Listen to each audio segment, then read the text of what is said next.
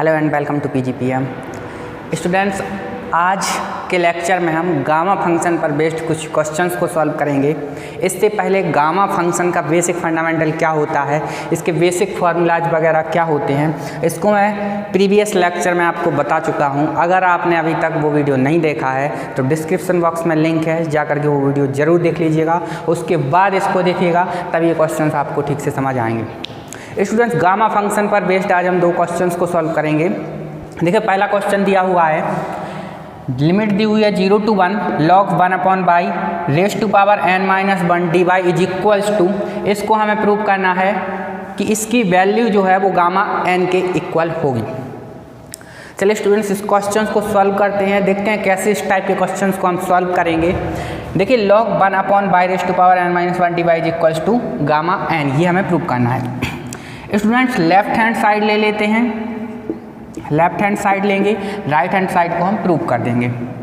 0 to 1 दिया हुआ है log 1/y raise to power n-1 dy। ये स्टूडेंट्स क्वेश्चन दिया हुआ है। सबसे पहले स्टूडेंट्स log 1/y को हम x मान लेंगे। Let log 1/y equals to x। 1/y को स्टूडेंट्स हमने x मान लिया। यहाँ से स्टूडेंट log हटाएंगे तो 1/y इक्वल्स टू हो जाएगा e raise to power x, और यहाँ से y की वैल्यू निकालेंगे तो y इज इक्वल्स टू हो जाएगा e raise to power -x। Students, differentiation कर देंगे जिससे हमें dy की वैल्यू यहाँ से मिल जाएगी। तो dy is equals to e raise to power -x का डिफ्रेंसिएशन करेंगे तो e raise to power -x का फिर से डिफ्रेंसिएशन होगा तो -1 होगा, तो ओवरऑल इसका जो डिफ्रेंसिएशन होगा -e raise to power -x। यहाँ से स्टूडेंट और dx, यहाँ से स्टूडेंट्स हमें dy की वैल्यू मिल जाएगी। dy is equals to -e raise to power -x dx। इन सारी वैल्यूज को स्टूडेंट्स यहाँ पुट कर देंगे। देखिएगा, log 1/y की जगह x पुट करेंगे, बिकॉज हमने log 1/y को x माना हुआ है। यहाँ हो जाएगा x raise to power n-1, dy की जगह -e raise to power -x put करेंगे into -e raise to power -x dx। ये dy की वैल्यू यहाँ से हमने पुट कर दी। आगे स्टूडेंट्स लिमिट चेंज करेंगे। यहाँ पे y की लिमिट दी हुई है, इसको x की लिमिट में कन्वर्ट करेंगे। तो स्टूडेंट्स देखिए, यहाँ log 1/y is equals to 0 है, sorry log 1/y is equals to x है। तो यहाँ y की जगह पे पहले हम अपर लिमिट पुट करेंगे, तो y की जगह पे 1 पुट करेंगे। तो यहाँ से स्टूडेंट्स, यहाँ देखिए, यहाँ मैं सॉल्व कर रहा हूँ, लिमिट चेंज करेंगे तो यहाँ से log y की जगह पे अपर लिमिट 1 पुट करेंगे तो log 1/1 1 हो जाएगा। log 1 equals to x, log 1 की वैल्यू 0 होती है तो यहाँ से x इज इक्वल्स टू 0 निकल के आ जाएगा। स्टूडेंट्स, हमें अपर लिमिट x की जो है वो हमें 0 मिल जाती है। यहाँ से lower limit students, lower limit निकालने के लिए फिर से हम y की जगह पे 0 पुट करेंगे यहाँ पे। तो log 1/y दिया हुआ है तो log 1/0 हो जाएगा इक्वल्स टू x, और log 1/0 स्टूडेंट्स हम जानते हैं इनफाइनाइट होता है, तो x की वैल्यू यहाँ से लोअर लिमिट इनफाइनाइट आ जाएगी।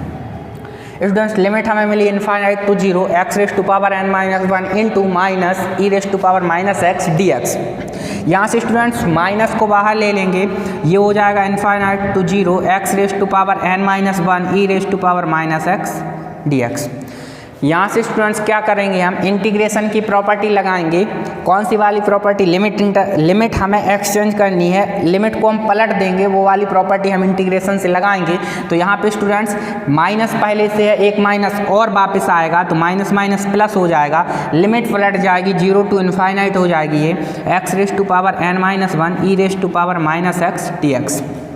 ये स्टूडेंट्स यहाँ से हमें इतना निकल करके आ जाता है। स्टूडेंट्स, कल हमने फार्मूला पढ़ा था एक गामा फंक्शन में, 0 टू इनफाइनाइट अगर लिमिट दी हो x raise to power n-1 into a raise to power -x dx अगर दिया हो तो इसकी जो वैल्यू निकल के आती है वो गामा n के इक्वल होता है। ये सब यहीं पर स्टूडेंट्स देखिए सेम आ रहा है, x raise to power n-1 into e raise to power -x dx, इसकी वैल्यू गामा n के इक्वल होती है। तो स्टूडेंट्स यहाँ से हमें इसकी वैल्यू मिल जाती है गामा n, और यही हमें प्रूव करना था students, right hand side hence proved.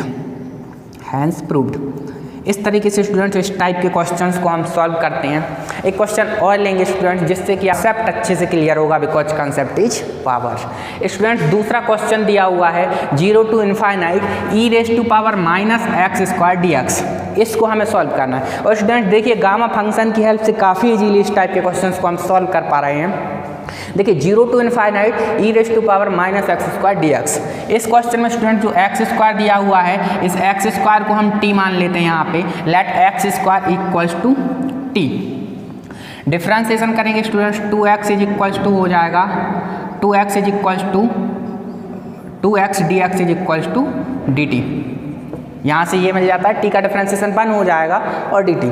यहाँ से स्टूडेंट्स हम dx की वैल्यू निकालें तो dx is equals to dt upon 2x हो जाता है। यहाँ देखिए स्टूडेंट्स एक्स स्क्वायर को हमने t माना है, अगर हम यहाँ से x की वैल्यू निकालना चाहें तो x equals to root t हो जाएगा। इस x की वैल्यू यहाँ पुट कर देंगे, यहाँ से हमें dx की वैल्यू मिल जाएगी, dx is equals to dt upon 2 root t। ये स्टूडेंट्स हमें dx की वैल्यू यहाँ से मिल जाती है। इन वैल्यूज को स्टूडेंट्स यहाँ पुट कर देंगे, यहाँ पुट करेंगे तो क्या मिलेगा स्टूडेंट्स हमें 0 to इनफाइनाइट, ये लिमिट दी हुई है e raise to power, actual में लिमिट भी चेंज कर लेते हैं स्टूडेंट्स, ये लिमिट x की दी हुई है। अब इस लिमिट को हम t में कन्वर्ट करेंगे, तब क्या होगा स्टूडेंट्स, x की जगह पे हमें लिमिट पुट करनी पड़ेगी।